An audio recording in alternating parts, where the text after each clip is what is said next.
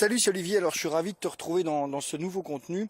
Comme tu l'as vu dans le titre aujourd'hui, j'aimerais te parler d'un business, d'un type de business dont on entend quand même pas mal parler et de plus en plus, je trouve, sur les réseaux sociaux d'ailleurs. C'est le système de MLM. Et comme je mettais dans le titre, en disant tiens, finalement, est-ce que on doit se méfier des systèmes de MLM, donc de marketing de réseau comme ça, est-ce que ce sont des arnaques ou est-ce que ce sont des business solides sur lesquels tu peux t'appuyer pour développer justement une activité d'indépendant? Alors le truc, si je t'en parle, c'est parce que la petite histoire, hein, pour faire court, mais c'est que quand moi j'ai commencé comme indépendant, à ce moment-là complémentaire, donc c'était en complément de mon activité de salarié, c'était en 2002. Eh bien, une des premières activités que j'ai fait, c'était justement dans un MLM. Bon, à l'époque Herbalife pour pas le citer.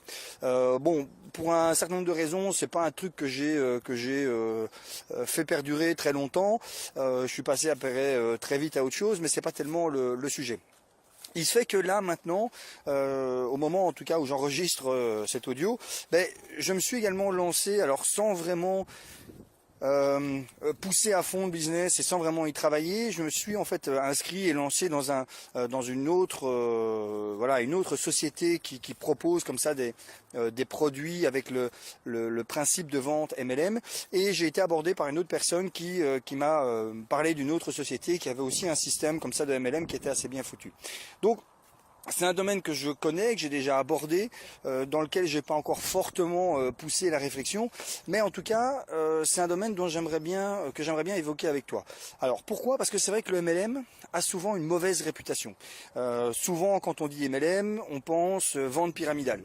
Donc on dit ouais, c'est une arnaque. En fait, il y a en soi, il n'y a pas grand-chose à vendre. La seule chose qui est à vendre, c'est d'essayer de trouver des gens qui vont s'affilier, dont tu vas être le parrain, et donc tu vas toucher de l'argent sur le fait qu'ils s'affilient, et finalement la vente de produits, elle est un petit peu secondaire. Ce qu'il faut que tu comprennes, c'est que le MLM, c'est comme n'importe quel autre business. Oui, il y a entre guillemets des arnaques, oui, il y a des trucs qui sont un petit peu pourris, mais à côté de ça, il y a de vraies sociétés qui vendent des vrais bons produits, des choses vraiment qui sont hyper intéressantes à acheter, hein, que ce soit pour ta santé ou pour autre chose. Il y a aussi des MLM de services, donc où il y a vraiment un fond. Et le MLM, c'est juste après une manière de marketer le truc. Tu sais, de la manière traditionnelle, une société qui va avoir des produits à vendre, la manière traditionnelle, c'est qu'elle va faire des produits, elle va les mettre sur le marché, elle va les taper dans des grandes surfaces ou dans des pharmacies, ou via des distributeurs, et puis elle va faire une à coup de grosses campagnes publicitaires nationales, internationales et un petit peu multicanales comme ça. Elle va promouvoir ses produits pour les ventes. Et alors du coup, en gros, on sait, alors j'ai plus les chiffres exacts, et puis bon, ça dépend un petit peu, mais on sait généralement que dans le prix que tu payes en magasin, il y a un sacré bon pourcentage de ce prix de produit, en fait, qui n'a finalement aucune valeur au niveau du produit en lui-même. Il est juste là, cette partie du prix de produit est juste là pour compenser tous les frais de marketing, tous les frais publicitaire que la société a engagé là-dedans. Et les compagnies de MLM, elles, en fait, ce qu'elles font, c'est tout simplement qu'elles s'appuient sur une autre manière de promouvoir les produits, qui est le système de bouche à oreille, qui est le système de recommandation, qui est donc en fait un système qu'à la limite, naturellement, tu fais déjà avec d'autres personnes, hein, c'est-à-dire, tu vas dans un restaurant avec ta compagne, tu as été bien reçu, tu as bien bouffé, tu n'as pas payé trop cher, les serveurs étaient sympas. Du coup, si le lendemain, il y a des potes qui disent, tiens, j'aimerais bien au restaurant, tu n'as pas un bon endroit à me conseiller, tu dis si, justement j'y étais là hier, franchement vas-y, c'était super sympa, tu vois, ça a plu. Bon, tu vas le faire naturellement, tu vas recommander, donc quelque part tu vas faire du marketing de réseau puisque tu vas promouvoir ce restaurant, sauf que tu vas pas toucher un bal pour le faire. Et l'idée derrière le MLM, l'idée de base en tout cas derrière le MLM, c'est ça, c'est de se dire, tu as des produits que tu achètes, que tu consommes, que tu utilises dans ta vie de tous les jours, qui te plaisent, qui te conviennent, auxquels tu crois, donc tu le changeais pas parce que tu trouves que les produits te vont bien, et donc en fait tu vas tout simplement les promouvoir auprès de personnes que tu connais. Sauf que là, effectivement, tu vas toucher une rémunération par rapport à ça.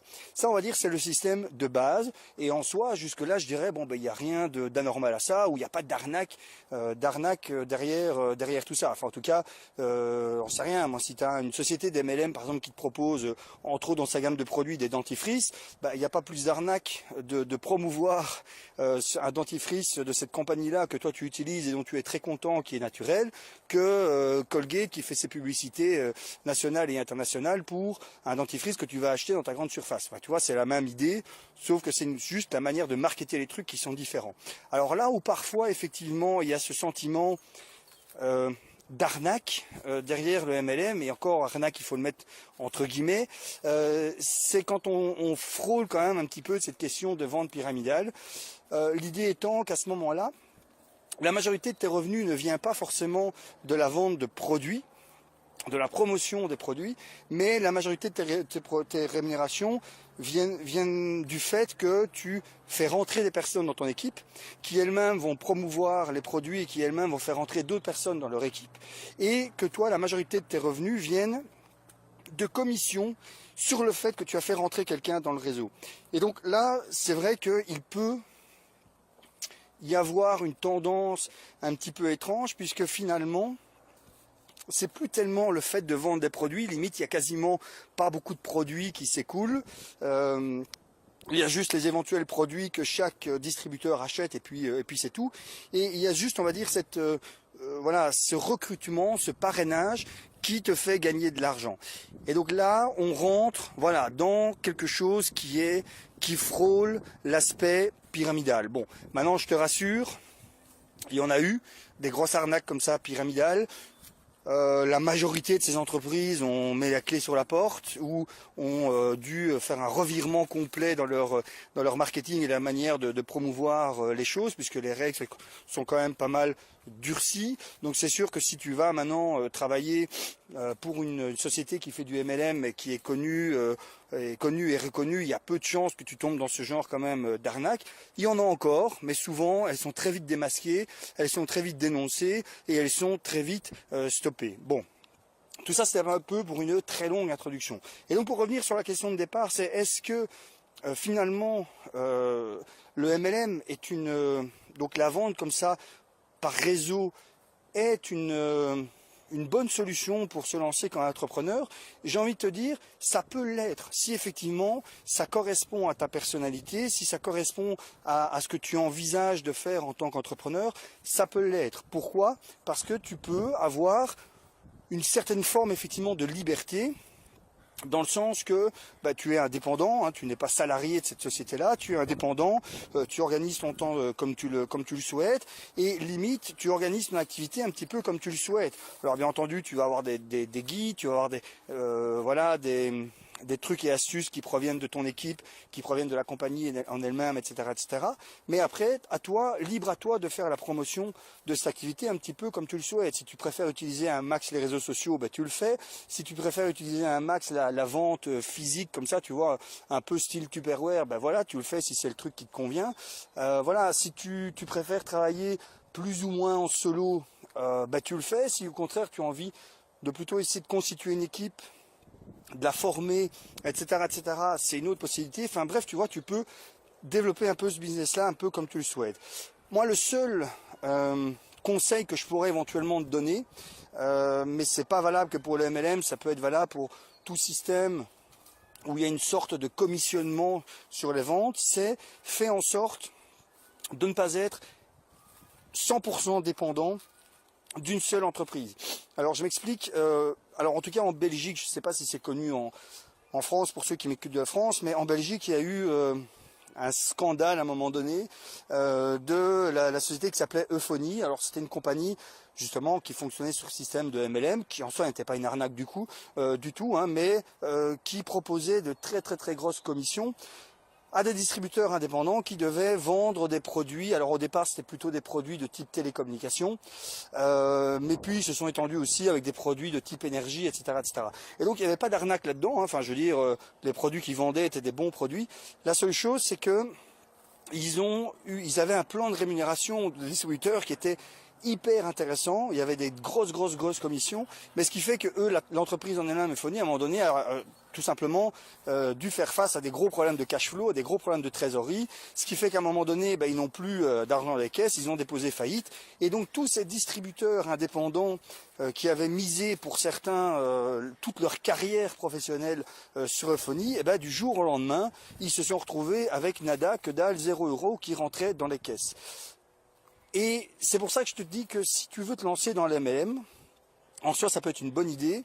Moi ce que je te conseillerais malgré tout, c'est fais en sorte d'être au moins, d'appuyer ton activité, ton business peut-être sur 2 entreprises différentes, alors qu'ils peuvent vendre des produits complémentaires.